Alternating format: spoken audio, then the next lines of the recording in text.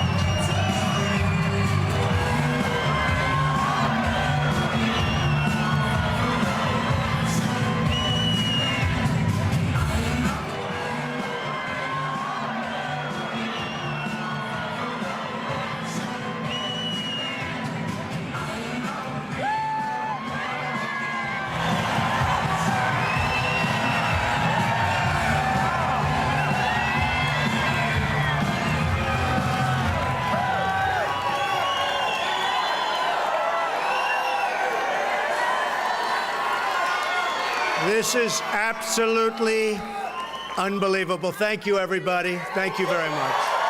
Thank you.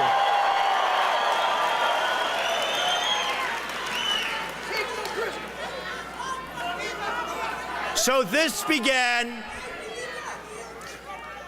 as 500 people in a ballroom in Phoenix. And the hotel called us up. And they said, please don't do it here. We're going to be swamped. It's going to destroy the building. It's been amazing. And outside, sadly, we have thousands of people that can't get in. So you know real estate. You know real estate.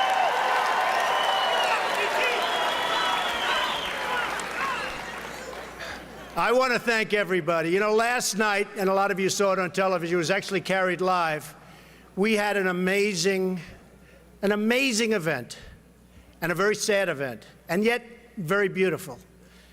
Because the word is getting out that we have to stop illegal immigration. We have to. We have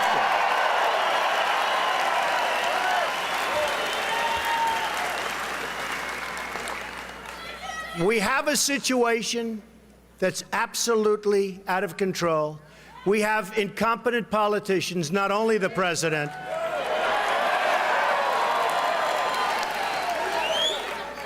I mean, right here in your own state, you have John McCain.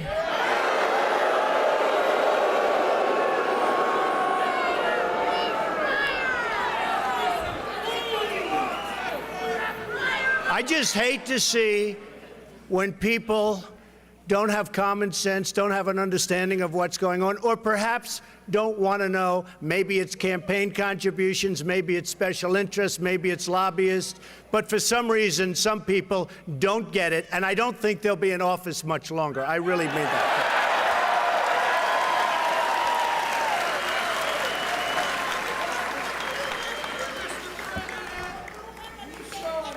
We are going to make this country so great again. We are going to work. We are going to work so hard. And I will say this.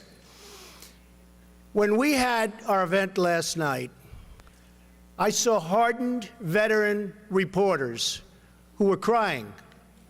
You had to see this. People that I've known for a long time, that I don't even like. They're not good people. How you doing back there?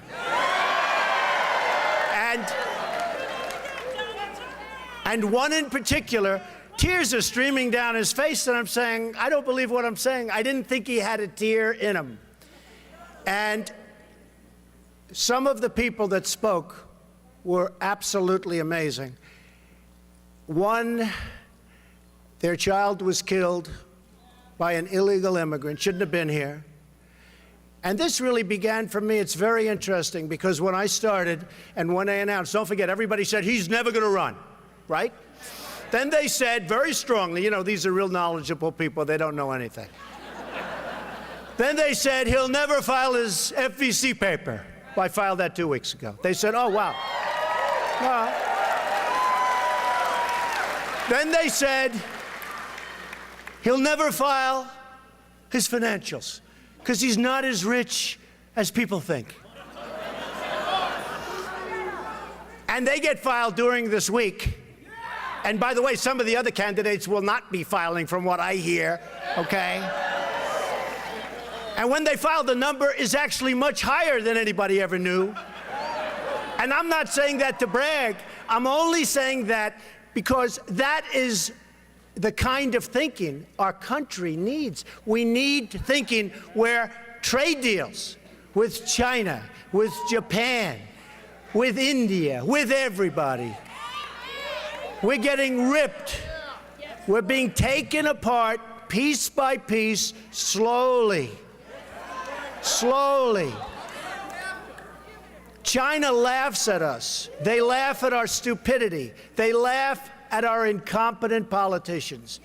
They have geniuses negotiating for them. We have people that don't have a clue. They don't have a clue. Mexico, and by the way, officially, and I've only said this about 200 times, but it never gets reported. I love the Mexican people. I love the spirit of the Mexican people. I love them. Many, many people from Mexico, legal. They went in the old-fashioned way. They're legal. Many, many people from Mexico worked for me. And over the years, thousands of people, Hispanics, have worked for me. And many, many work for me now. But thousands. They're incredible people. By the way, nobody ever says that. Nobody ever says that. They always cut that out. And I'll go a step further. I respect Mexico greatly as a country. But the problem we have is that their leaders are much smarter, sharper, and more cunning than our leaders, and they're killing us at the border, and they're killing us in trade. They're killing us.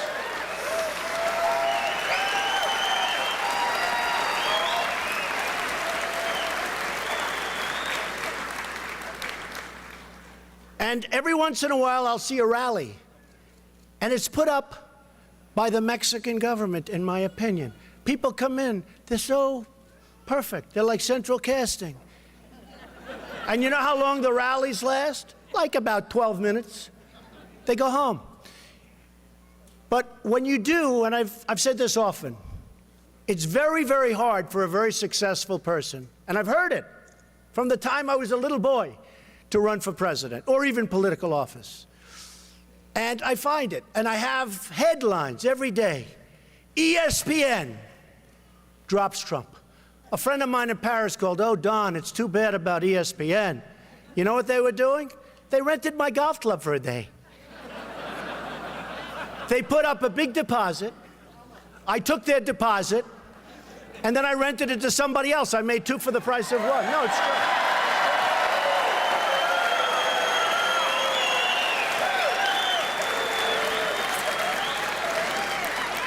Then the next day, all over the world, NASCAR drops Trump. No, NASCAR. And then friends of mine call up from Europe. It's headlines, NASCAR. Don, it's too bad about NASCAR. I feel so. You know what that one was? They rented a banquet hall at Trump National Doral in Miami for one evening. I took their deposit.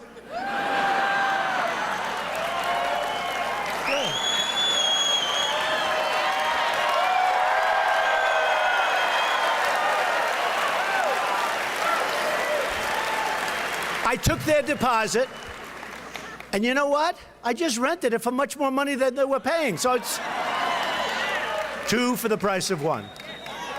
You know, I may make money running for president. It's very interesting. Then all over the place, I hear Macy's. Now, Macy's hurts because the head of Macy's, I thought was a great friend of mine, Terry Lundgren. Nice guy. He called me up, and I'm in New Hampshire. And I'm getting ready to go on to make a speech. Sort of interesting. It's like 6:30 in the evening, and I get a call from Terry Lindgren at Macy's. And the speech is packed. Packed. It's a house. It was supposed to be in the house. They didn't have enough room. They had 300-400 people, and they never thought this was going to happen. They thought there were going to be 30, like this. This is a little larger, but the same thing proportionately. So my phone rings, my cell phone, and it's Terry Lindgren of Macy's. And the man on stage is getting ready to introduce me. And he said, and you know, we have Donald Trump, the American dream, and all blah, blah, blah, everything. And my phone rings during the introduction. I'm going to be going up there like in a minute. And he goes, Donald, hi. It's like my best friend. I said, Terry, what's your problem? He said, you're very controversial. Can you believe it? He said, now I'm supposed to be going up, I'm supposed to make a speech. I got all these people. And by the way, cameras, just like you have all these cameras. We're in live television all over the place like we are now. And he said, Donald, I had calls from Hispanic people saying they're going to boycott Macy's. I don't know what to do. I said, Terry, be tough. They'll be gone. One day. One day. Now, this is a man that I played golf with. I'm with him all the time. I mean, really was, you understand. Because I don't forget things. I don't forget. He said to me, please, Donald, can I cut you? It's not a big deal. I'm selling ties. And you know what? Honestly, they were made in China, so I didn't care that much. I was like,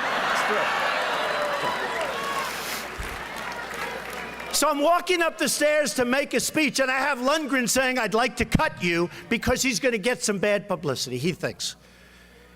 And I walk upstairs, and he said, and now the American dream.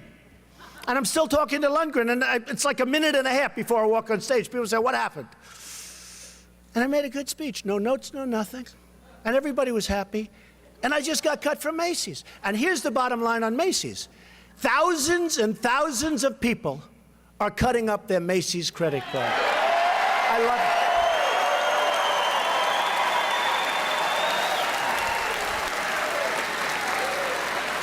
it. Thousands. Then I get a call from NBC. Now, let me tell you about NBC.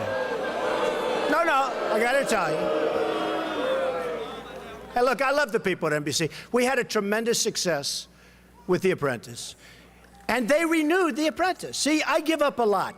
You're going to see how much money I made with The Apprentice come Wednesday or Thursday when I do my file.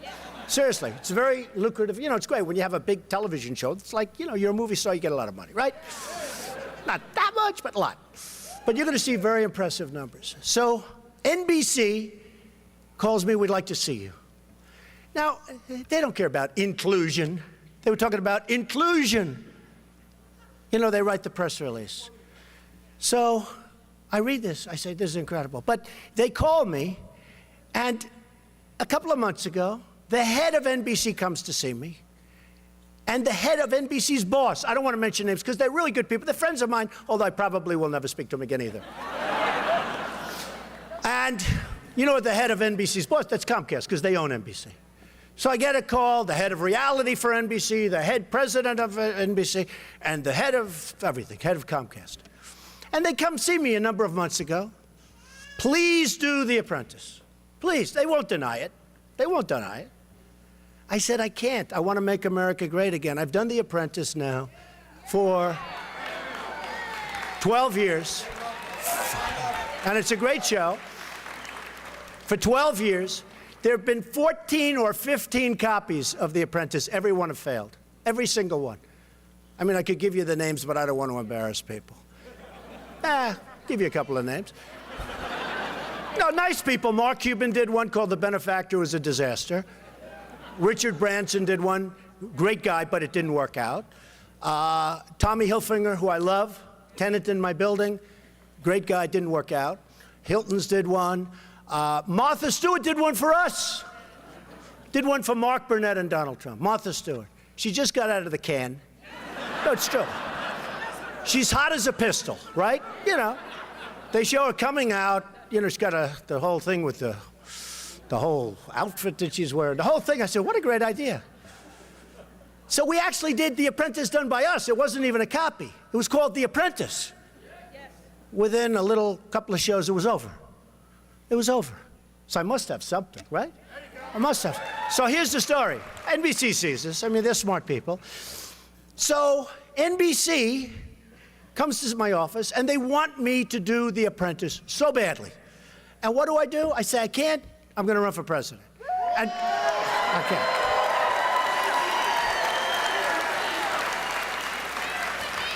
And I said, because of equal time. Now, you know what equal time is. Such a stupid law.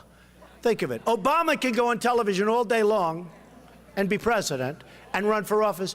But if I have a television show, what happens is everybody running for office would have to be able to do The Apprentice, equal time. So you'll have a good guy named Rick Santorum. You'll have all these guys.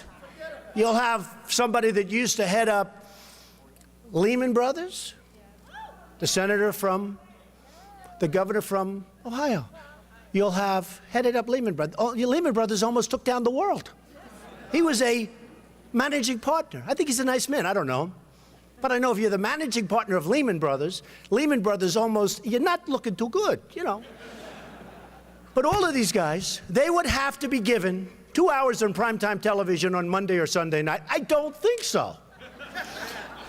So they came to my office and they said, would like you to do it, so important. And by the way, they renewed The Apprentice. It was really very interesting because a lot of people said, well, how could they, and the upfronts, they announced The Apprentice, which is good because I always want to be loved, you know? Like when I went on dates, if a woman dropped me, which happened often, I would always like to say, or at least in my own mind, that I dropped her. Does that make sense? So what happened makes me feel better. So they renewed The Apprentice, and I said, I'm not going to do it because I'm going to run for president. They didn't believe me. I said, why don't you believe me? Why would you give up a primetime show? Mark Burnett calls, great guy, Survivor, Apprentice, great guy. He really is a wonderful guy and a friend of mine. He calls me, he goes, Donald, they're giving you an extension. Nobody turns down an extension. He said, I've never heard of it before. I said, Mark, I'm going to run for president. Nobody believed me. Then I run, and the guys during my office, they said, all right, run, and then by September, we'll do something. Do you believe it? I said, well, if I don't do well, I would have done that. You know, why not? If I'm not doing well, if it's obvious, there's a problem. We just went to #1 in the polls. Problem.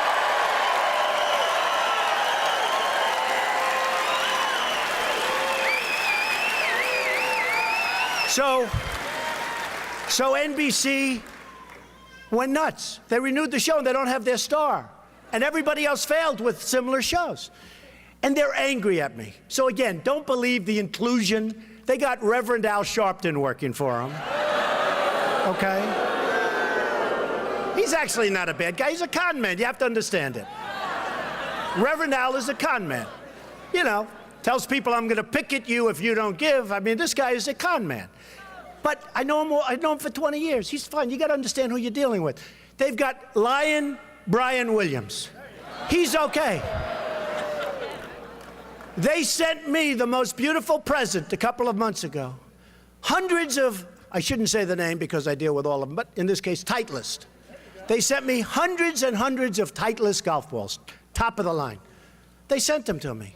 From your friends, from your friends at NBC. A short time later, they say, he's not inclusive, me. I'm more inclusive than anybody. More inclusive than anybody. I then get a call, Univision.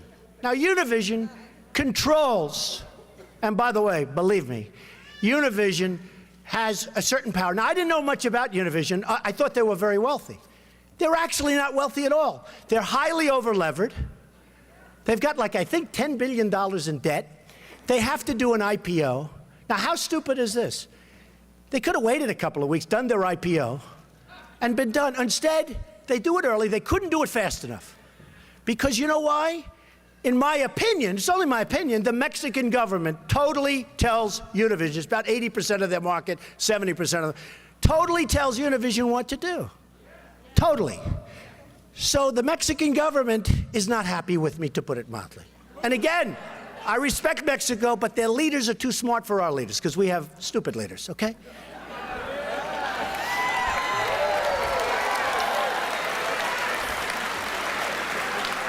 And I'll tell you, just between you and I, just between this little bit of a group, thank you very much.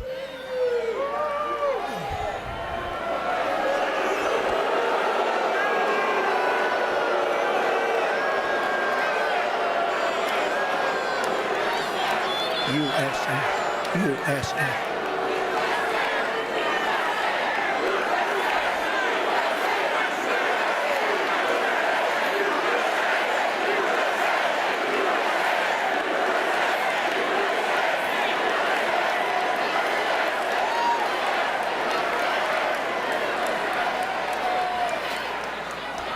So the Mexican government does not care about the border nearly as much as they care about the bad trade deals that the United States is making with Mexico. That's really what it's all about. That's really what it's all about. So I just sued Univision for $500 million.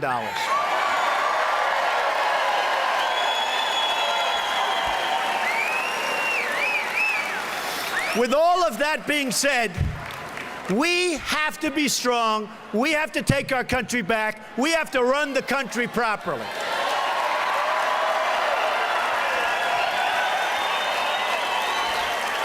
So, I'm going to bring up a man who's a great man. He's a great, great guy. I saw him the other day on television. Don't worry, it's okay. You can shout. I wonder if the Mexican government sent them over here. I think so.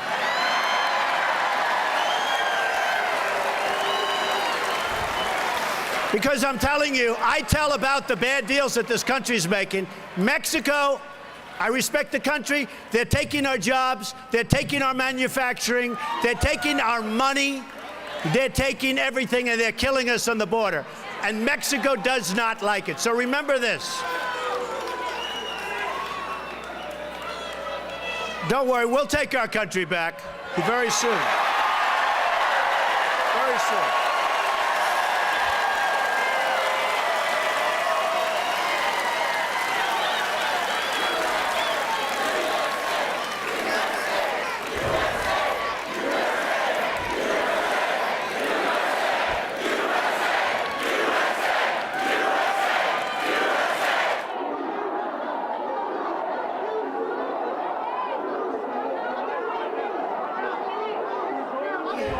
You know, it's funny. I got a great review for his speech, including my opening speech when I announced I'm running for president. It wasn't until 5 days later that people started saying, oh, he said something wrong. What they don't say is they cut it in the middle of the sentence. They cut it. Because those people, many of them, not all, some are great, but many of them are very dishonest people, meaning the press. Very dishonest. Very dishonest.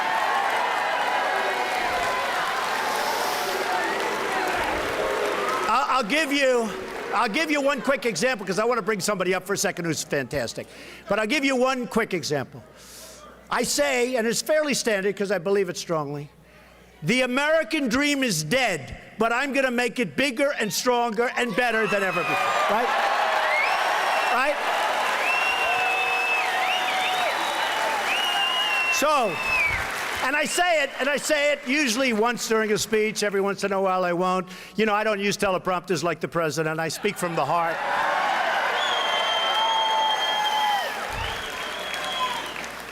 So I say the American dream is dead, but I'm going to make it, it's standard, but I'm going to make it bigger, better, stronger than ever before. Okay, so now I go home, my wife says to me, darling, that was such a tough statement. What? I turn on the television. The American dream is dead. Period. Cut. I said, oh, what a horrible statement. They are so dishonest. They are so dishonest. You know, what I usually do, because if you really love this country, you have a very, very hard time convincing people that what you're doing is right and that you're really smart. And like a lot of us are really smart. I'm really smart. Went to the Wharton School of Finance. Even then, a long time ago, like the hardest or one of the hardest schools to get into. Did well at the school. Came out, made a fortune, wrote a book called The Art of the Deal. Did everybody read The Art of the Deal? They say the #1 selling business book of all time, which I agree, but I'll say one of them because if I'm slightly off by 2 copies, they'll say, oh, Trump exaggerated. But I think is the most, was #1 bestseller. Wrote many bestsellers, many, I think 12. So did a lot of things. But The Art of the Deal was like the #1 selling business book of all time. Great. Then I do The Apprentice, became this tremendous hit. NBC was desperate to have it. Forget it, now they can put somebody else on. Let's see how long it lasts. Okay, so ready? And then I hear like, Donald Trump doesn't deserve to be on the same stage with some failed senator, failed governor, or something. It's sort of amazing, isn't it? Isn't it amazing? And the poll just came out, and I'm tied with Jeb Bush. And I said, oh, that's too bad. How can I be tied with this guy? He's terrible. He's terrible. He's weak on immigration. Do you know the sanctuary cities? Do you know he had 5 of them in Florida while he was governor? Can you believe this? I didn't know that. 5 of them. He's totally in favor of Common Core, meaning your children in Phoenix, and other places are going to be educated by bureaucrats from Washington who, for the most part, just want to pick up a check. Give me a break. And he's in favor. I don't see him as a factor, and I know it's the Bush name, which, you know, got us into lots of work. I mean, in all fairness, not the greatest. But Jeb Bush, I don't get it. So when they said, Mr. Trump, you're in first place. Oh, that's good. You're tied with Jeb Bush. I said, that's not good. How could I be tied with this guy? But I'll tell you what.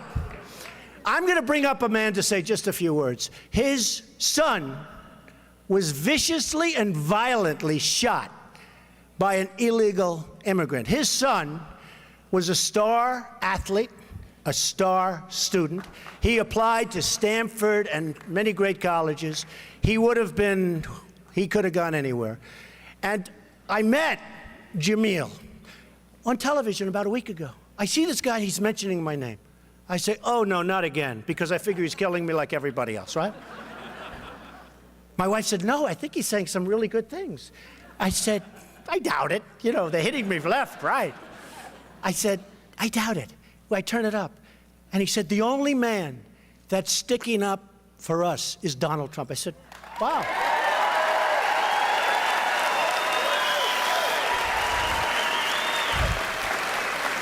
This guy is great. And we were at the news conference with his mother and his sister yesterday, and it was one of the most incredible things. So I'd like to speak a little bit about his son and how incredible his son was and how his son should be here with us. I mean, his son should be alive, and he should be in one of the great colleges, and he should be maybe someday in the NFL, but he won't be because an illegal immigrant shot him violently. And this guy is the best guy. He's become my friend. He's been with me for a few days. And just say a few words about your boy.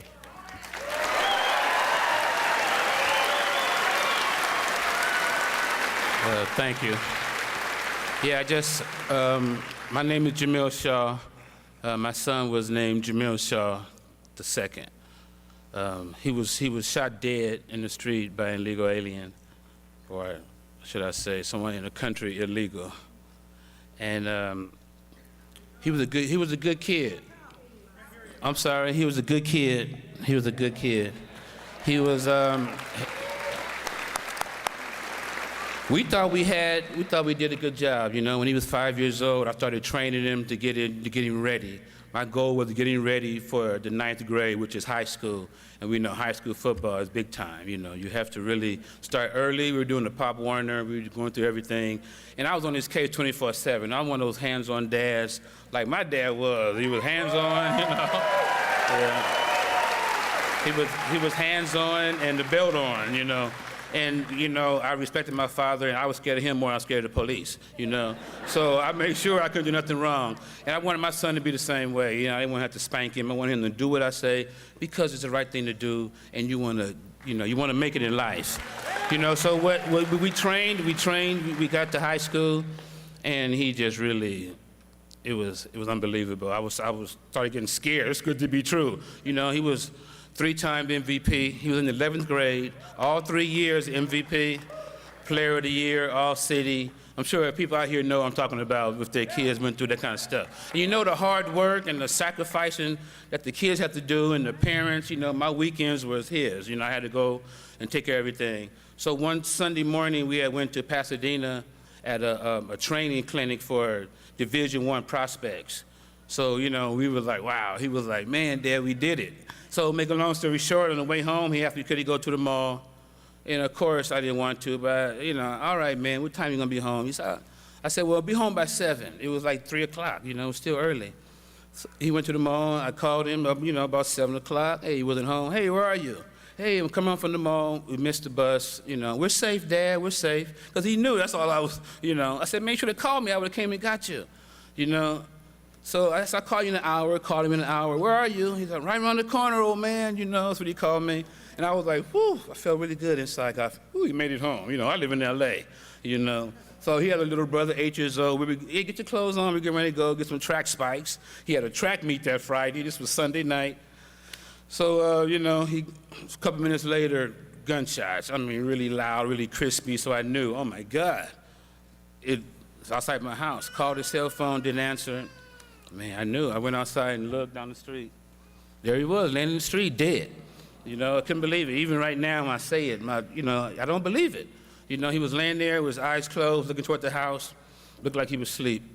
You know, it looked like he was asleep, but his body, I never seen a dead body before, and his body was obvious. He was dead, you know, and I remember, you know, just a hard situation to go through. After all that, you know, I found out that the guy that killed him was illegally in the country. Come on, you know, I thought somebody black did it. You know, I just really felt somebody black when I thought that. I wasn't even thinking like that. Found out the guy was on his 3rd gun charge. Now you have somebody illegally in the country on their 3rd gun charge. He's been arrested 3 times already. He's in jail again, assault with a deadly weapon, battery on a peace officer. They gave him 8 months in the county jail, 8 months. Lit him out 4 months early.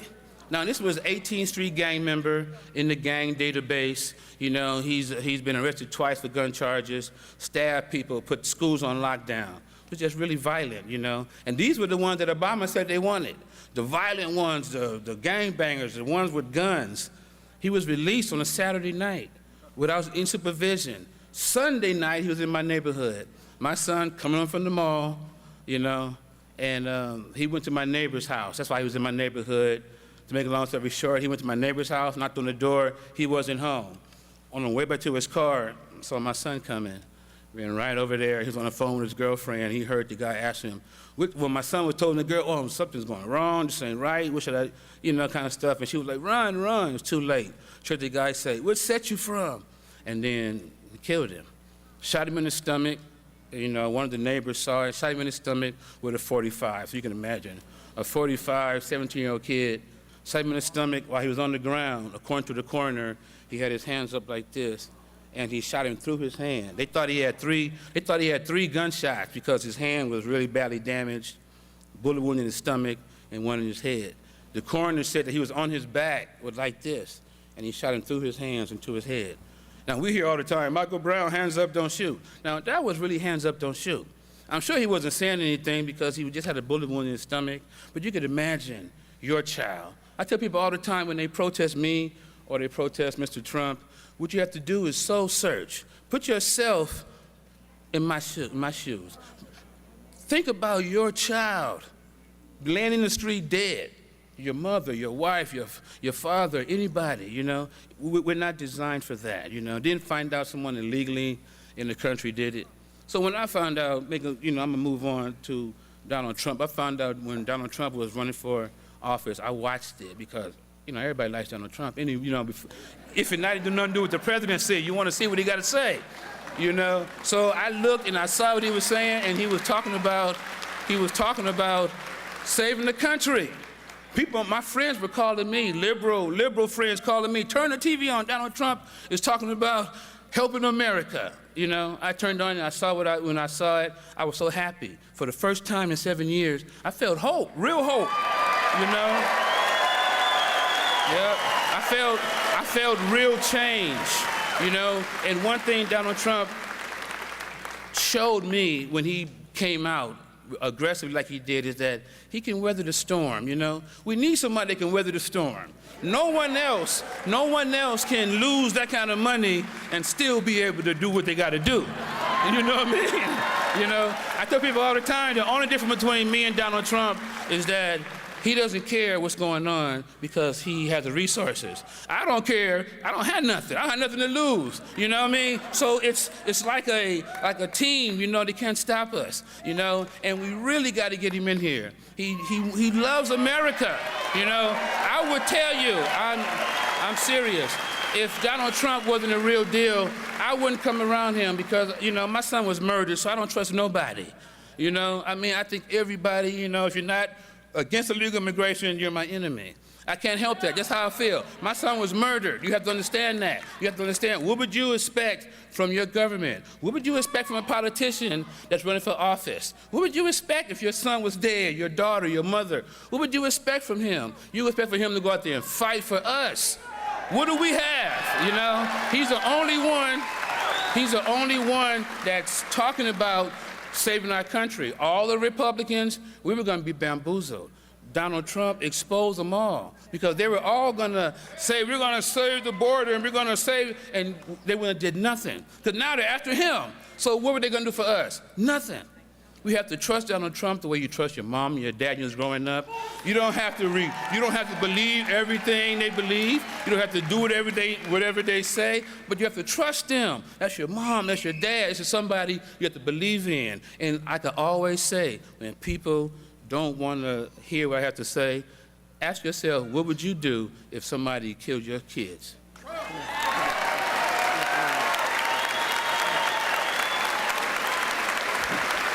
Thank you, Jamil. So, amazing story. By the way, Jamil's sister's here too, and she told me the story that when Jamil saw the boy laying on the sidewalk dead, this incredible young man with such a future, Jamil laid down on the sidewalk and started pounding the sidewalk with his hand and badly damaged his hand, badly. He couldn't understand it. He couldn't believe it. Just an amazing guy. I mean, just an amazing guy. And he wasn't being heard. He wasn't being heard. And the only reason I heard him is because he was talking on a show and he was mentioning how badly they've all been treated. And then you have in San Francisco a beautiful young woman, Kate, and killed by somebody that just pleaded innocent. First pleaded guilty, now he has a good lawyer, and went into court and pleaded innocent. And they'll be playing around with him for about 15 years in court, and probably he'll get off too. It's a horrible thing that's going on with our country, and these are two people that should be alive, and these are people that shouldn't have been in this country. They flow in like water. And I love legal immigration. I love it. I love it. I think it's great.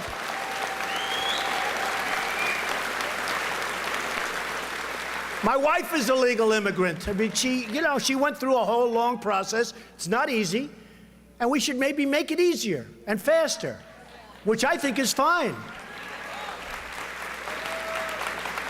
And we'll have great people come in. And we'll have them come in from all countries. Mexico, every place. These are great people. And you know, one of the things that I've seen, somebody says, well, because there's been an amazing week. And, you know, it's been like an incredible week because I thought I was going to be the jobs person. Because every poll, CNN did a poll the other day, I'm killing everybody on jobs. I'm killing everybody on leadership. You know, like, it's like funny. I was like, you know, I went through these different the only thing I'm not killing, a lot of people don't like me. I said, what difference does it make? This is about competence. Somebody said, you win on leadership by far. You win on absolute economic, financial, anything having to do with the economy. You like lapping the field much, much higher than anybody else. But they said, but a lot of people don't know whether or not they like me. I'm actually a nice person. But I actually said, if I'm winning in these categories, why are we even going through primaries? Hillary Clinton's going to be a horrible president. It's horrible. If she even wins her own primary, which I don't know. And by the way, just so you understand, even the press will say, this crowd today blows away anything that Bernie Sanders has had. That I can tell you. But if you think about it, Hillary Clinton was the worst Secretary of State in the history of our country. The worst. The world blew up around her. Our enemies are a disaster. Our friends, and they hate us more. Our friends are all gone. They're all gone. They're all sort of like, we don't get along with anybody. Everybody's ripping us off, whether it's Russia or China. You know what we've done? For 20 years, I've heard the worst thing that could happen would be if Russia and China start uniting. We've united them because we did things that were very onerous because Obama doesn't like Putin, and Putin doesn't respect or like Obama. And all of a sudden, Russia and China now are doing all sorts of things together. So we've driven them together. And I've always heard that's a disaster. And it is a disaster. We have driven them. So Hillary Clinton was the worst. Now tell me something. Why would she, just tell me, why would she be a good president? She'd be terrible. Who would you rather have negotiating a deal, a trade deal, with anybody? Trump or Hillary?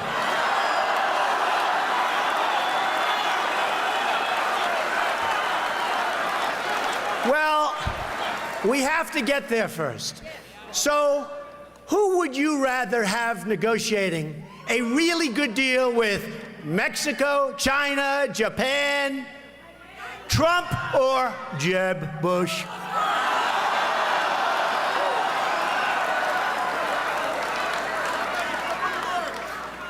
So, when I started, I really thought it would be, you know, a long slog, and I was okay with it. I didn't think that the immigration thing would take on a life like it has. I made some very tough statements about people flowing through, because that's one of the things, to make our country great again, we have to create borders, otherwise we don't have a country. So it's one of many things. And I've been very strong on it. It's one of many things. We have to make great trade deals and all. So I said, strong borders, one of the things. I said, trade deals. Who would do better? I know, I'll tell you what, I know the greatest negotiators in the world. Some are horrible people, horrible human beings. Who cares? Some Wall Street guys, they're brutal, they're miserable. You wouldn't want to go out to dinner. They're terrible people. I love them. I know the best. I know people that are totally overrated. They're not good like they think and like the press thinks. I know people that you never heard of that are better than all of them. I would take one, put her in charge of Japan. Good luck. You know who's our primary representative right now? Carolyn Kennedy. You know how she got the job? 60 Minutes. She went to the White House. She said, I'd love to have a job. I have nothing to do. They said, how would you like to be the ambassador to Japan? She goes, really? And Abe from Japan, who's a killer, he's great. He's already knocking the hell out of the yen, by the way, which makes it even more impossible for us to compete. And he's whining and dining her, and I watch it all the time, whining and dining, and just doing a number on our country. A friend of mine is a great excavator. That's what he does. He digs foundations. He digs lots of dirt, earth. But he's a great excavator, big. And he always bought Caterpillar. And he calls me up recently and he goes, I'm a little depressed. Why? I just put in a big order for machinery, for excavating equipment. I said, oh, that's good. Did you buy Caterpillar? No, I bought Komatsu. I said, you bought Komatsu? It's fine. It's a well-known brand. I said, you bought Komatsu, why? He said, because Japan, this is very recently, has so devalued the yen, brilliant, smart, these are smart people, that it made it impossible for me to buy Caterpillar tractors. I owe it to my family, I owe it to my employees, I owe it to myself. I have to do what's right for my company. So it made it impossible. So he ordered Komatsu instead of Caterpillar. This is happening all over the place.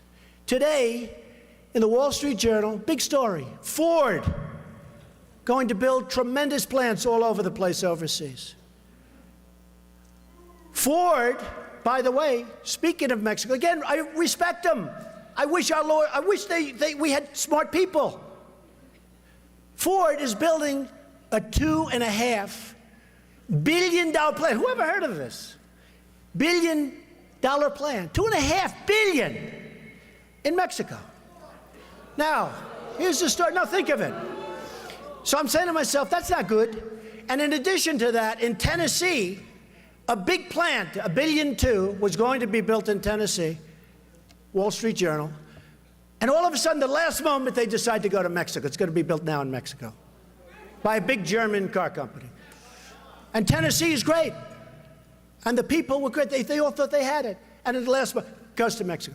So I said to myself, wow, $2.5 billion. And they're going to make cars and trucks and parts. And they're going to send them into the United States. No tax, no nothing. Now, I told you, I went to the Wharton School of Finance. I'm like a really smart person. My uncle was a perfect, Dr. John Trump was at MIT, one of the smartest people, great engineer, great, like, smart, right? For many years he was at MIT. And I'm saying to myself, where does this help us for Ford to build a plant in Mexico and then sell without tax? No tax. All it means is one thing, that we don't build a plant in the United States, whether it's in Phoenix or anywhere, because it's being built in Mexico. You're right. That one I like. So I said to myself, okay, Jeb Bush is president, and he knows it's the wrong thing. Right now we have Obama. He won't call. He doesn't even call to get our hostages back from Iran. Here we are in the middle of a deal, and he doesn't call about that. One sentence, I'd say, you got to, before we start, get those people back. Used to be 3, now it's 4. Get those people. They'd be back the next hour. You need the right messenger. The Iran deal is a disaster. The Iran deal is a disaster. They're begging. Our chief negotiator at 73 is in a bicycle race. He falls and breaks his leg. This is the mentality we have. So I said, what would Jeb Bush do to get... You're right, Benghazi, another Benghazi. You hear our politicians, John McCain, 2 days, oh, Benghazi, you don't hear about it anymore. Hillary Clinton with emails, oh, the emails, 2 days. I'm more disappointed in the Republicans in many ways. They talk and talk and talk. So, Jeb Bush, let's say he's president. Ay, ay, ay. So let's say Jeb Bush is president. He knows it's no good to have a $2.5 billion plant built right near our country. Well, how does it help us, right? So here's what happens. He knows it's no good. He'll have a little pressure. Don't let the plant be built. And he might even say, don't let the plant be built. Might even call the head of Ford. The plant's not going to be built. And then the next day, he'll be called by special interests that supported him, his lobbyists who push him around like a piece of candy, or his donors who have stock in Ford. And they'll say, you can't do that. I helped you. You can't hurt them. You just can't do it. He folds in about 2 seconds. So let me say Trump is president. Right? Let me say Trump. So I don't need anybody's money. Actually, people are setting up PACs all over the place. I don't care. If they want to give it to me, I'll take it, okay?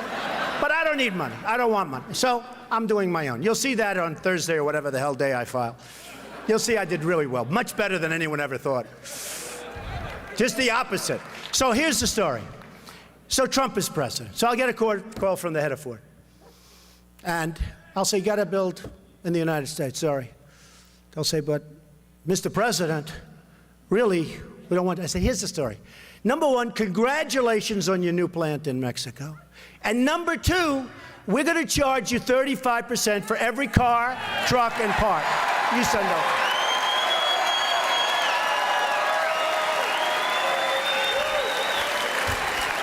And here's what would happen. Here's what would happen. Now, this isn't like 99% sure. This is 100%. In fact, you know the negotiators, the killers that I told you about, these bad people? I wouldn't even bother calling them because this is too easy. I can just do this, like, you know, with a couple of phone calls. So here's what would happen with Trump. I will get some calls. He will say, Mr. President, this is terrible. Please, please. Sorry, can't do anything. Sorry, I don't care.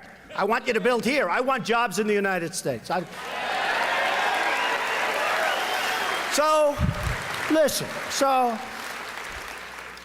they would go and they'd call up the lobbyists. I'd say, fellas, hey, I hire lobbyists. I have lobbyists all over the place. They're great. If I want something, go do this. I know the system better than anybody. I'm a donor.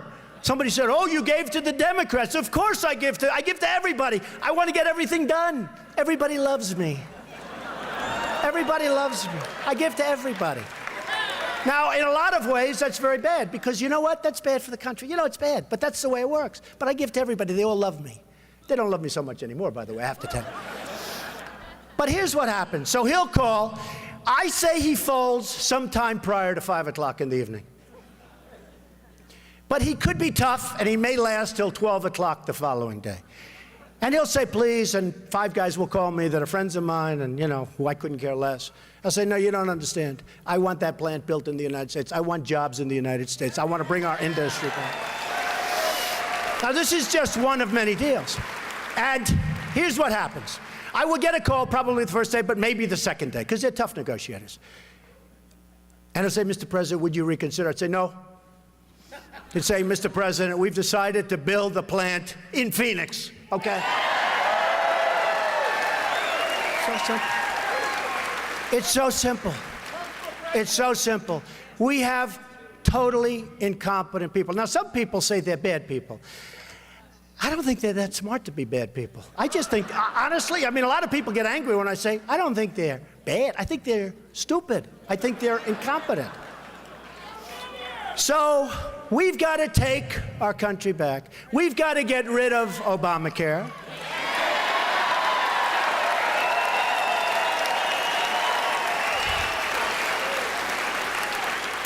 We've got to repeal it and replace it with something good. And we have to take care. You know, I know this doesn't sound very conservative. We got to take care of everybody, not just the people up here. We got to take care of everybody, okay? Get used to it, conservatives. I love you, conservatives. Get used to it. Let's take care of everybody, please. And by the way, Obamacare doesn't. And if you look at the premiums are going through the roof. The deductibles, frankly, you have to get hit with a Komatsu tractor in order to use them. They're so high. We can do it. You get rid of state lines, you put it out, you'll have great care for much less money, the country will spend much less, and we will take care of those people that can't do it. We have to, we have to, we have to. Okay. We have to build up our military.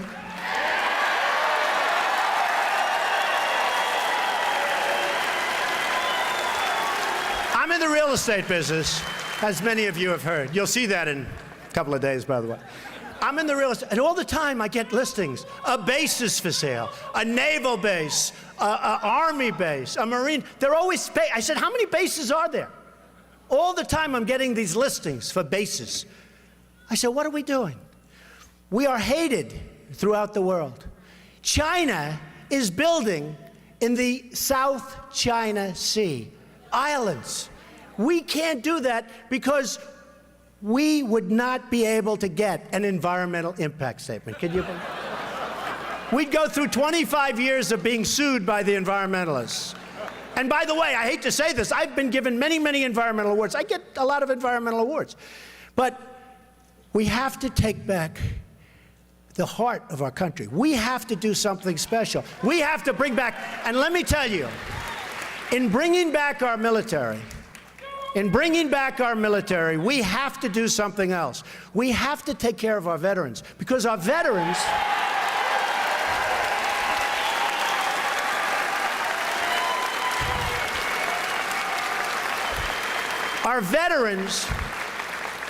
are treated like third-class citizens, and they're the greatest.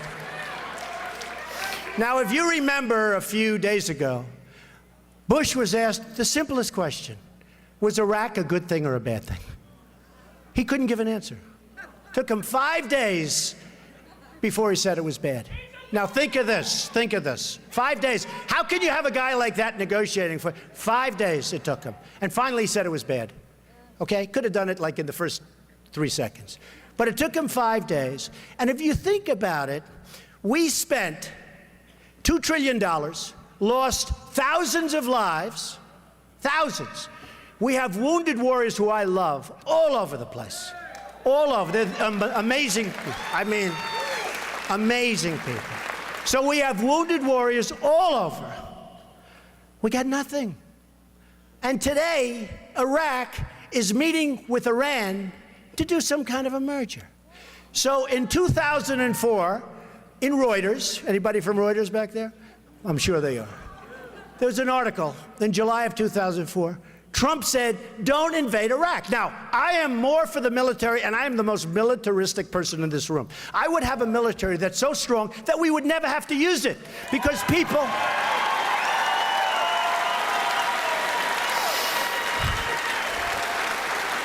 would say, no way we're messing with them. No way we're messing with them. And I'd get along with Putin, and I'd get along with China. You know, China, largest bank in the world, is in China. They're my tenant. I just renewed their lease. No, it's true. Who speaks worse about China than me? Now, I do it out of respect. But China, they just renewed their lease. We would never move to a building other than your building. They love it. But it's called respect. It's called respect. They respect smart things, smart people, smart deals. They have no respect for our country. So with Bush, if you people go with Bush, you're going to lose. I'll tell you one other thing, and we're going to wrap it up now, but I'll tell you something, and this will be surprising to a lot of people. Thousands and thousands of people work for me, tens of thousands. I've given tens of thousands. I've taken care of education for families. I've taken care of health care at the highest level. I don't even have to worry about Obamacare, because my people do better. My people got lucky, but I got lucky too. They're great people. Great people. But ISIS will be in such trouble.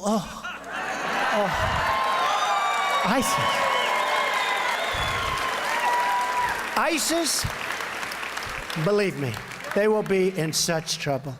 You know the problem, I have to say this. So we're fighting wars, and we're backing all these stupid people that, honestly, I don't say they're stupid. They don't care, like the Iraqis. They have no love for the country. The leadership, there is no leadership, but let's assume they're all thieves. They're all terrible people, 100% corrupt.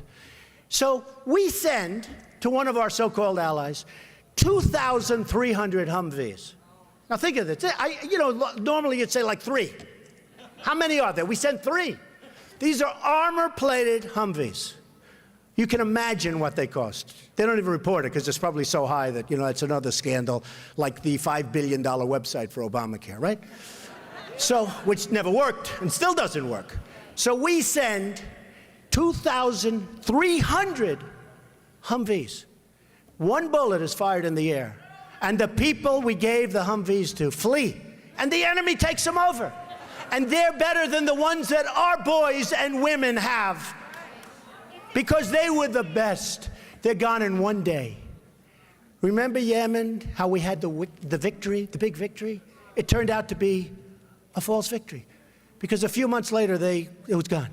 If you think that those people If you think that they want Yemen, take a look at a map with that long, beautiful border along Saudi Arabia. They want the oil. Do you remember what I said? And I get a lot of credit for this. They said, he's one guy, and I'm a very militaristic guy, but he's one guy that said, don't do Iraq, because you'll destabilize. And then Iran will take over, and then somebody else worse than Saddam Hussein will take over the rest. ISIS, worse than Saddam Hussein was never as bad as these people. These people are brutal. They're chopping off everybody's heads, especially if you happen to be Christian. They chop off your head. They dunk people with a cage. Did you see that? They dunk them and drown them. These people make Saddam Hussein look like a choir boy. Okay? And I said this in 2004. We're going to lose the oil. Okay. So now Bush goes in and he makes a mistake, and then Obama, frankly, might as well have stayed there, but okay. But he made a mistake too. And I said, keep the oil. Do you remember that? And everyone said, you can't keep the oil. It's a sovereign country. You can't keep the oil. I said, keep the oil. We're in there now. You blew it. You shouldn't have gone in.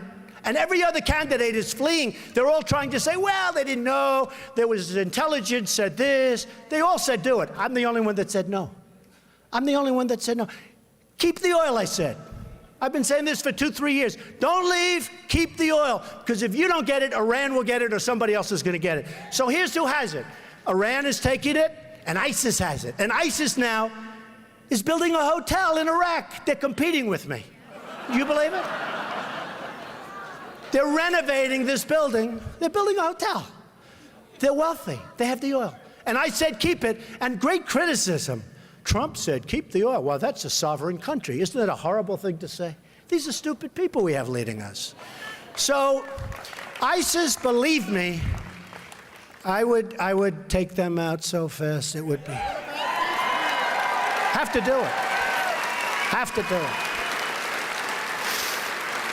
it. See, I think they overplayed their hand. I actually think they made a big mistake. When they started, like you take James Foley, so great. Such a great guy. I got to know his parents. And when I met the parents, they're very interesting. Joe McQuaid from New Hampshire, who's an amazing guy, said, would you come up and make a speech? And I made a speech about, sort of like I'm doing today. And it was in honor of James McQuaid. That's the union leader up in New Hampshire. And I made this speech, and these parents are incredible. So think of it. They did the beheading, and then they've done other, and I said, you know, they're making a big mistake, ISIS, because if they wouldn't have done that, and if they wouldn't keep doing it, we wouldn't have cared. We could have been gone. But you can't. Now, when you see what they're doing, you can't. Had they not done those things, the level of violence, we're like living in medieval times. You know, when you hear medieval times, you always think we're all civilized. It's a jungle. It's horrible out there. But when they started doing the beheadings, they really, I think they made a mistake. But not with Obama, because he's weak and he's ineffective, and he's not respected. Not respected. So here's the problem. Here's the kind of deals we make. James Foley is dead. Great guy, amazing parents. We have Sergeant Bergdahl, a traitor. Right? So we negotiate for Sergeant Bergdahl, a no-good traitor. 6 people were killed trying to find him. 6 young, in this case, men, went out to try and get him. 6 of them never came back. 6 people died. And we have Sergeant Bergdahl. And here's our deal. This is just like the stupid deal that we're making with Iran on nuclear. This is just like everything else we do. The deals we make with China, the deals we make with Mexico. We don't know what we're doing. So we get Bergdahl, a no-good traitor. And frankly, I renegotiate deals every once in a while, not too often. But I'd send them back. And if they don't want them, send them back anyway. I want to renegotiate that. They get 5 killers that are right now back on the battlefield, trying to kill everybody, including the people in this room. And these were the 5 people that they most wanted. So I call Obama the 5-for-1 president. Who would make that deal? Now, I don't think it's because he's a bad person. Some people say bad person. I just say, who would make a deal like this? But these are the same deals that we make with all of these other countries. When I look at Japan, I just got over from Los Angeles. We had a tremendous crowd there, too. We had a tremendous crowd. And we had a big one in Las Vegas this morning. But when I look at these massive boats, I've never seen boats like this. The biggest boats with cars coming from Japan. And then we can't sell corn. We can't sell beef. It's peanuts. We can't sell beef. So we do about 20% to their 100%. So I had an idea on the way over. I said, tell Japan, that's okay, everything's fine. We're going to cut your orders down to 20%. Let it match. Let it match. Simple deal. Simple deal. And I had another idea that's also very simple. When Mexico, and you remember, when Fidel Castro took over, he opened his prisons and he sent everybody over to the United States. And we accepted them. And it was hell. But we didn't send them back, we accepted them. In a much, much, much more sophisticated way, Mexico's doing that to us. Because why would they want to have a prisoner like these two horrible people that hurt so badly, destroyed, but hurt so badly, the Shaw family and Kate's family? Why would they want to have them in jail for 40 years paying for it? So I had an idea. They should have had him. The one with Kate came over 5 times. In my opinion, he was pushed out by Mexico. They don't want him. They don't want to take care of him. Why would they want to take care of him? And believe me, Univision, which I'm suing, by the way, for $500 million because they broke a cut. But Univision is doing the work of the Mexican government. And I don't blame the Mexican. I respect Mexico. I don't blame the Mexican government. I just wish our people were smart. They're really smart doing that. They're sending them to us, and we're either putting them in jails or letting them go free, which is even worse. But we have to do something. So I had an idea. I said, every time an illegal comes to this country through the border, because Mexico is pushing them over, remember that. And by the way, unbelievable people are coming. A lot of people that are illegal are great people. Just let's get it straight. They don't want to give it straight because the press are liars. They're terrible people. They're terrible people. Terrible. Not all of them, but many of them. But here's an idea. So Mexico is sending lots of people. And by the way, they're coming from all over the world, including the Middle East. Why not? Come in, come on in. We're stupid, we'll take care of you, we'll pay. Get sick, we'll take care of your hospitalization. What kind of a plan do you want? So I had an idea. I think it's good. Every time Mexico really intelligently sends people over, we charge Mexico $100,000 for every person they send over. Now,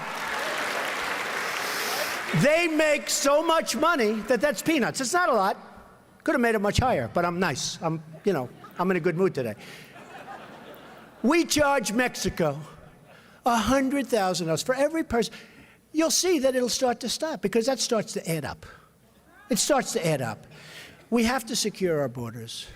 We have to do something to take back our country.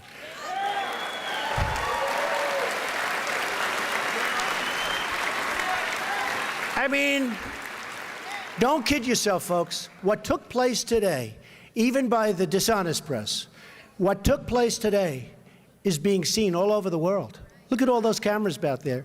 This is being seen all over the world. People know.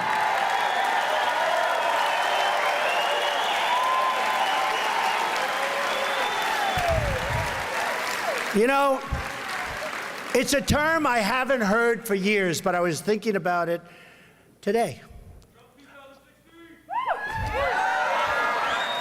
Thank you. It's a term that I haven't heard for years, but I really think it applies now more than maybe ever before, and that's the term, the silent majority. Have you all heard that? You don't hear it anymore. You don't hear it. When people start cutting up their credit cards at Macy's and won't go to Macy's anymore, when when all of these things, and that's a big story, but nobody wants to write it, that's fine. I don't care about me. But when you see the kind of power that the silent majority has, and the silent majority is a problem. They want to go out, they want to lead a good life, they want to work hard, they want to have their family, they don't want to be involved in coming here and waiting on a line for hours and hours and coming in and listening to Trump.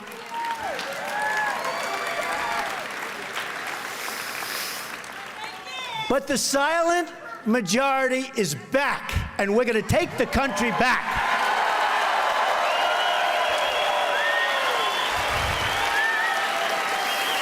And we are going to make America great again. Thank you. Thank you. Thank you.